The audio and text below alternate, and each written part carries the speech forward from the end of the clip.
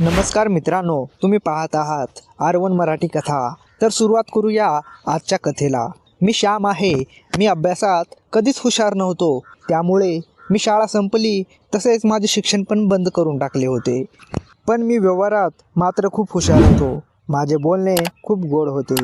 मी दिसायला तसा फार काही देखणा जरी नसलो तरी तसा ठीकठाकच होतो।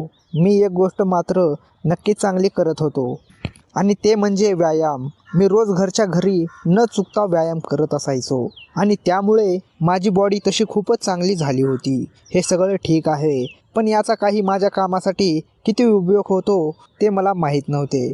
म्हणून मग मी जेव्हा काम शोधू लागलो तेव्हा मला काही काम मिळेना। म्हणून मग काय करायचे याचा विचार करत असताना माझा एक मित्र म्हणाला, अरे मी जिथे काम करतो त्या मालकाकडे त्यांच्या घरासाठी एक माणूस हवा आहे। तू म्हणाला तर तुझ्यासाठी मी विचारून बघू का? मी लगेच त्याला होकार दिला। मी त्या मालकाला भेटून पण आलो। तो मला म्हणाला, हे बघ, तुला पडेल ते काम करावे लागेल, कोणतेही नाटक अजिबात नकोय। मी होकार दिला आणि त्यांच्याकडे कामाला लागलो देखील। त्याने आधी तर खूप दिवस त्यांच्या दुकानात माझ्याकडून काम करून घेतले। तो एक खूप खडूस माणूस होता। त्याला बघून त्याच्या घरी काम करायची माझी अजिबात इच्छा होत नव्हती। पण माझी ही इच्छा किती चुकीची होती हे मला तेव्हा समजले जेव्हा मी त्यांच्या घरी पहिल्यांदाच गेलो। त्या दिवशी त्याने मला सांगितले, अरे श्याम, घरी धान्याची पोती आले आहे, ती उतरवून आत वहिनी सांगतील तिथे ठेवून घे। मी होकार दिला आणि त्यांच्या घरी जायला निघालो। मी त्यांच्या घरी पहिल्यांदाच जात होतो आणि तो असा असेल, त्याची बायको किती घाण असेल याचा विचार करत मी त्यांच्या घरी पोहोचलो। घर तर तसे मोठे होते, पण इतक्या मोठ्या घरात ते दोघेच का राहतात याचे मला आश्चर्य वाटत होते।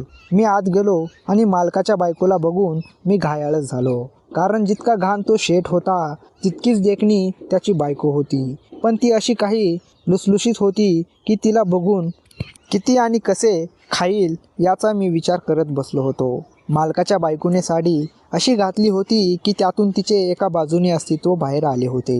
आता मी विचार करू लागलो की माझ्या महाराजाला कसे सुख भेटेल। या अशा अनेक विचारात मी असताना ती माझ्या जवळ आली आणि मला म्हणाली, अरे आता काम करूया का आपण? मी लगेच कामाला लागलो आणि बघता बघता तिचे ते सर्व काम मी खूपच लवकर केले। ती बघून मला म्हणाली, तू खूपच फास्ट आहेस की रे कामाला, उद्यापासून इथेच येत जा, खूप काम आहे इथे, मी सांगते तुझ्या मालकाला। मी होकार दिला आणि दुसऱ्या दिवशी मी पुन्हा तिच्याकडे गेलो। रोज मी जाऊ लागल्याने ती माझ्या जवळ येऊ लागली होती। माझी बॉडी ती निखरून बघत असे हे मी केव्हाच ओळखले होते। ती मला म्हणाली, तुझी बॉडी खूप मस्त आहे रे, तुझ्या मालकाची बघ नाही तर कशी आहे ते, असे म्हणून ती माझ्याकडे बघून हसू लागली। मी पण लगेच तिला म्हणालो, वहिनी तुमची पण काही कमी नाही बरे का, या वयात पण तुम्ही सगळ्यांना पुरून उराल बघा। मी असे म्हणताच ती माझ्याकडे बघून लाजली आणि मला म्हणाली, चल वेडा कुठला। तेव्हापासून मालकाची बायको माझ्याजवळ येऊ लागली। ती खूपच अद्भुत होती।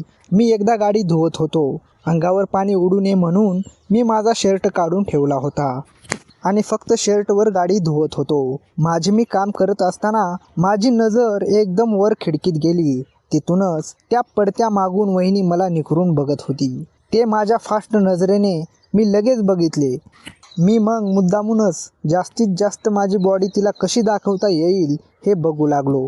तिला तिच्या भावना आवरणे कठीण झाले होते। तेव्हा तिने मला हाक मारली आणि मला आत बोलावले। श्याम, जरा पाणी भर टाकीमध्ये, असे म्हणताच मी एक एक बादली भरून आत असलेल्या टाकीत ते पाणी नेऊन ओतू लागलो। ती मला म्हणाली, थांब, मी पण तुला थोडी मदत करते, असे म्हणून तिने माझ्या हातातून ती बादली घेण्यास सुरुवात केली। पण ती घेत असताना ती माझ्या हातातला तिचा पूर्ण हाताचा स्पर्श होत होता। तिचा तो स्पर्श मला लगेच जाणवत होता आणि मला तो आवडत पण होता। एकदा ती पाणी भरत असतानाच तिच्या हातातून बादली सटकली आणि ते सगळे पाणी माझ्या अंगावर पडले। माझे पूर्ण अंग पाण्याने भिजून गेले होते। ते बघून ती पुढे आली आणि मला म्हणाली, अरे सॉरी, चुकून झाले, असे म्हणतच तिने तिचा हात माझ्या महाराजावर फिरवण्यास सुरुवात केली आणि ती पाणी बाजूला करू लागली। महाराजा पाहून ती झटकन संतापली। मला त्या दिवशी वहिनीला बघून लगेच लक्षात आले। तिला मी तिच्या बेडरूममध्ये घेऊन गेलो। तिच्या अस्तित्वाला मी असे काही दाबू लागलो की माझा हात लागता क्षणी तिचे मन असे काही मोठे झाले की ते बघून ती पण मला म्हणाली, आजवर तुझ्या मालकाने असे कधी केले नव्हते, ते तू केले आहे आज. तिला कधी एकदा माझा महाराजा बघतो असे झाले होते. त्यामुळे तिने मला बाजूला केले आणि तिने महाराजाला हातात घेतले. भला मोठा महाराजा बघून ती मला म्हणाली, काय रे, किती मोठा आहे महाराजा तुझा. इतका मोठा महाराजा असतो हे आजच मला समजले बघ. आज काही माझे खरे नाही असे वाटत आहे मला. खूप दिवसांनी तिचा उपवास सुटल्यासारखे ती तुटून पडली होती आणि ती त्याला असे काही करू लागली की बघता बघता महाराजांचा आकार प्रचंड मोठा तर झालाच, पण त्याच्या शिरा पण दिसू लागल्या. मी खूप वेळ तिचे मन मोकळे केले. तेव्हापासून मी रोजच तिला महाराजाचे दर्शन देतो. घरच्या घरी तिची सोय झाली होती. 4 दिवसांनी मालकाने मला दुकानात बोलावले होते. तेव्हा एक श्रीमंत बाई कापड खरेदी करण्यासाठी आली होती. एक साडी तिने पसंत केली. तिला ती साडी आवडली, रंग आवडला. मी ती साडी बांधून देत होतो, परंतु इतक्यात ती साडी एके ठिकाणी थोडीशी फाटली आहे असे मला दिसले. त्या बाईने ते पाहिले नव्हते, परंतु मी प्रामाणिक होतो. मी तिला गोड शब्दात म्हणालो, बाई, ही साडी इथे जरा फाटली आहे, हे घेऊ नका, दुसरी तुम्ही पसंत करा. इथे आणखीन खूप साड्या आहेत. परंतु त्या बाईला तसलीच साडी पाहिजे होती. तशी दुसरी साडी आमच्या दुकानात नव्हती. ती बाई निघून गेली. मालक गादीवर बसलेला होता. माझे ते वर्तन पाहून त्याला राग आला. असला नौकर काय कामाचा, ज्याच्यामुळे दिवाळी काढायची पाळी येईल, असे तो मनात म्हणाला. तू या दुकानात काम करायला योग्य नाहीस. तू माझ्या मनातून अजिबात उतरला आहेस. तू आता कामाला येऊ नकोस. दुसऱ्या दिवशी मित्राने काय झाले म्हणून मला विचारले. मी म्हणालो, माझ्या हातून काही चूक घडल्याचे मला तरी काही माहीत नाही. त्यांना जाऊन विचार म्हणजे उघड का होईल. माझा मित्र आणि मी दोघे दुकानात आलो. माझा मित्र त्या मालकाच्या जवळ जाऊन चौकशी करू लागला. तो मालक रागारागाने म्हणाला, अरे, ती बाई साडी चांगली घेत होती. ती साडी बांधून द्यायची एवढेच याचे काम होते. टीका करत बसण्याची काय गरज होती का. ती साडी कुठे जरा फाटली होती, त्या बाईचे लक्षही नव्हते. त्याला ते दिसले आणि आपणच होऊन त्या बाईला म्हणतो, बाई, ही साडी घेऊ नका, ही जरा फाटली आहे. मित्र म्हणाला, बरं, याचा आणखी काही अपराध आहे का.